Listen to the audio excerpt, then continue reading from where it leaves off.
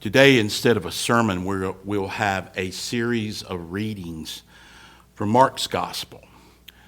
And this series of readings will take us through the events following the Lord's Supper, the Last Supper, all the way up to Christ's trial, his crucifixion, and death.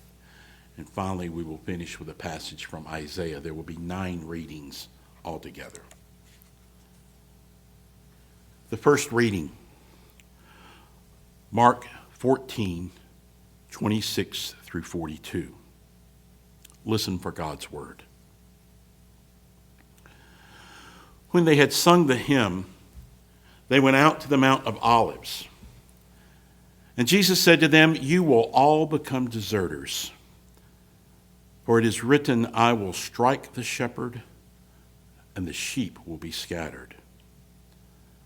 But after I am raised up, I will go before you to Galilee." Peter said to him, "Even though all become deserters, I will not." Jesus said to him, "Truly I tell you this day, this very night, before the cock crows twice, you will deny me 3 times. But he said vehemently, "Even though I must die with you, I will not deny you." And all of them said the same. They went to a place called Gethsemane. And he said to his disciples, "Sit here while I pray." He took with him Peter, James, and John, and began to be distressed and agitated. And he said to them, "I am deeply grieved even to death. Remain here and keep awake." And going a little farther, he threw himself on the ground and prayed that if it were possible, the hour might pass from him. He said, "Abba, Father, for you all things are possible. Remove this cup from me. Yet, not what you want. Not what I want, but what you want." He came and found them sleeping. And he said to Peter, "Simon, are you asleep? Could you not keep awake 1 hour? Keep awake and pray that you may not come into the time of trial.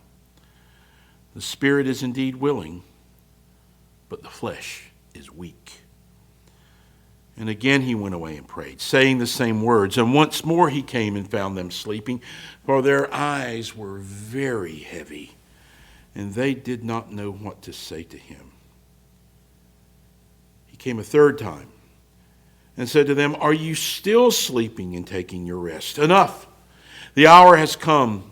The Son of Man is betrayed into the hands of sinners. Get up, let us be going.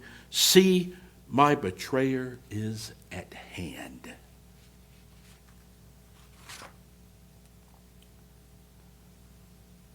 The second reading, Mark 14, verses 43 through 52.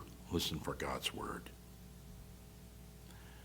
Immediately, while he was still speaking, Judas, one of the 12, arrived, and with him there was a crowd with swords and clubs from the chief priests, the scribes, and the elders.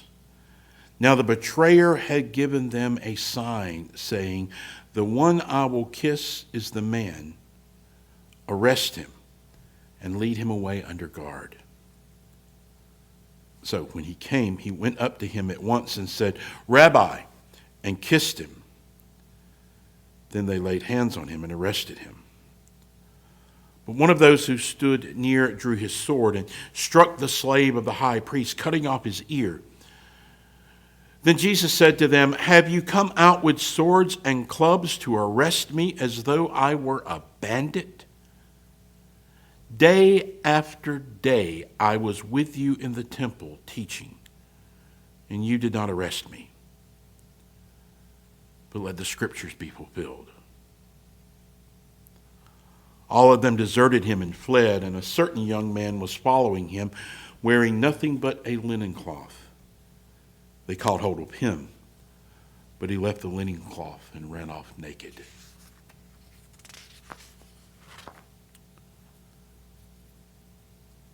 The third reading, Mark 14, verses 53 through 72. Listen for God's word. They took Jesus to the high priest, and all of the chief priests, the elders, and the scribes were assembled. Peter had followed him at a distance, right into the courtyard of the high priest, and he was sitting with the guards, warming himself at the fire. Now, the chief priests and the whole council were looking for testimony against Jesus to put him to death, but they found none. For many gave false testimony against him, and their testimony did not agree. Some stood up and gave false testimony against him, saying, "We heard him say, 'I will destroy this temple that is made with hands, and in 3 days I will build another not made with hands.'" But even on this point, their testimony did not agree. Then the high priest stood up before them and asked Jesus, "Have you no answer? What is it that they testify against you?" But he was silent and did not answer. Again, the high priest asked him, "Are you the Messiah, the Son of the Blessed One?" Jesus said, "I am. And you will see the Son of Man seated at the right hand of the power and coming with the clouds of heaven." Then the high priest tore his robes and said, "Why do we still need witnesses? You have heard his blasphemy. What is your decision?" All of them condemned him as deserving death. Some began to spit on him, to blindfold him, and to strike him, saying to him, "Prophesy." The guards also took him over and beat him. While Peter was below in the courtyard, one of the servant girls of the high priest came by. When she saw Peter warming himself, she stared at him and said, "You also were with Jesus, the man from Nazareth." But he denied it, saying, "I do not know or understand what you are talking about." And he went out into the forecourt. Then the cock crowed. And the servant girl, on seeing him, began again to say to the bystanders, "This man is one of them." But again he denied it. Then, after a little while, the bystanders again said to Peter, "Certainly you are one of them, for you are a Galilean." And he began to curse, and he swore an oath, "I do not know this man you are talking about." At that moment, the cock crowed for the second time. Then Peter remembered that Jesus had said to him, "Before the cock crows twice, you will deny me 3 times." And he broke down and wept.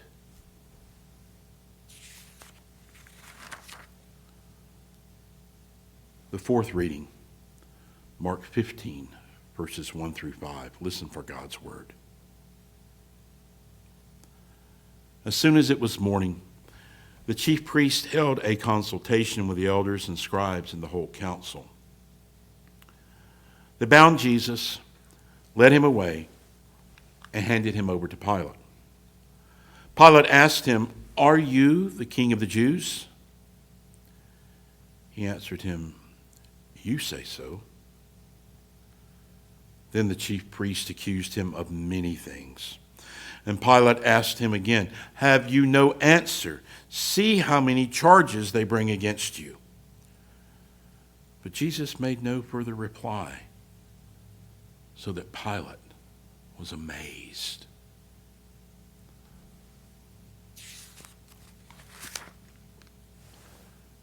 The fifth reading, Mark 15, verses 6 through 15. Listen for God's word. Now, at the festival, Pilate used to release a prisoner for them, anyone for whom they asked. Now, a man called Barabbas was in prison with the rebels who had committed murder during the insurrection. So the crowd came and began to ask Pilate to do for them according to this custom. Then he answered them, "Do you want me to release for you the king of the Jews?" For he realized that it was out of jealousy that the chief priest had handed him over. But the chief priest stirred up the crowd to have him release Barabbas for them instead. Pilate spoke to them again. "Then what do you wish me to do with the man you call the king of the Jews?" They shouted back, "Crucify him." Pilate asked them, "Why? What evil has he done?" But they shouted all the more, "Crucify him." So Pilate, wishing to satisfy the crowd, released Barabbas for them. And after flogging Jesus, he handed him over to be crucified.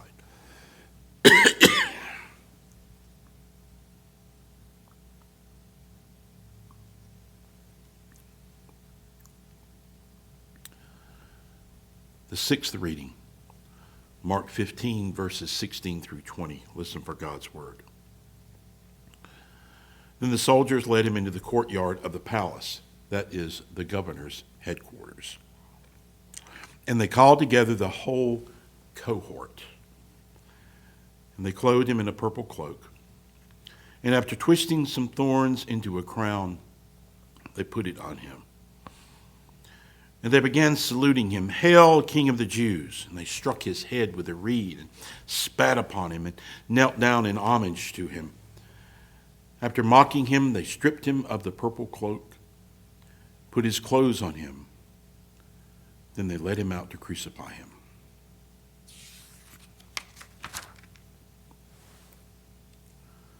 The seventh reading, Mark 15, 21 through 32. Listen for God's word. They compelled a passerby who was coming in from the country to carry his cross. It was Simon of Cyrene, the father of Alexander and Rufus. Then they brought Jesus to the place called Golgotha, which means the place of the skull. They offered him wine mixed with myrrh, but he did not take it. And they crucified him and divided his clothes among them, casting lots to decide what each should take. It was 9 o'clock in the morning when they crucified him. The inscription of the charge against him read, "The King of the Jews." And with him they crucified two bandits, one on his right and one on his left. Those who passed by derided him, shaking their heads and saying, "Ah, you who would destroy the temple and build it in 3 days, save yourself and come down from the cross." In the same way, the chief priests, along with the scribes, were also mocking him among themselves, saying, "He saved others. He cannot save himself. Let the Messiah, the King of Israel, come down from the cross now, so that we may see and believe."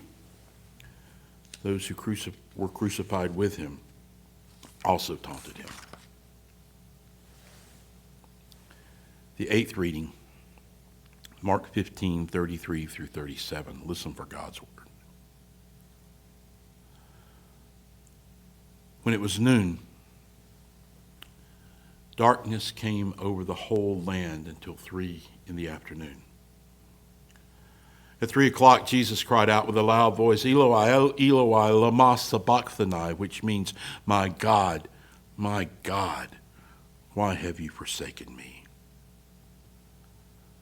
When some of the bystanders heard it, they said, "Listen, he is calling for Elijah." And someone ran, filled a sponge with sour wine, put it on a stick, and gave it to him to drink, saying, "Wait, let us see whether Elijah will come to take him down."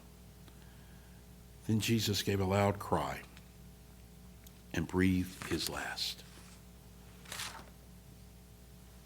The ninth and final reading, Isaiah 53, 4 through 9. Listen for God's word. "Surely he has borne our infirmities and carried our diseases. Yet we accounted him stricken, struck down by God, and afflicted. But he was wounded for our transgressions, crushed for our iniquities. Upon him was the punishment that made us whole, and by his bruises we are healed. All we, like sheep, have gone astray. We have all turned to our own way, and the Lord has laid on him the iniquity of us all. He was oppressed, and he was afflicted, yet he did not open his mouth. Like a lamb that is led to the slaughter, and like a sheep that before its shearers is silent, so he did not open his mouth. By perversion of justice, he was taken away. Who could have imagined his future? For he was cut off from the land of the living, stricken for the transgression of my people. They made his grave with the wicked and his tomb with the rich, although he had done no violence, and there was no deceit in his mouth. The word of the Lord. Thanks be to God.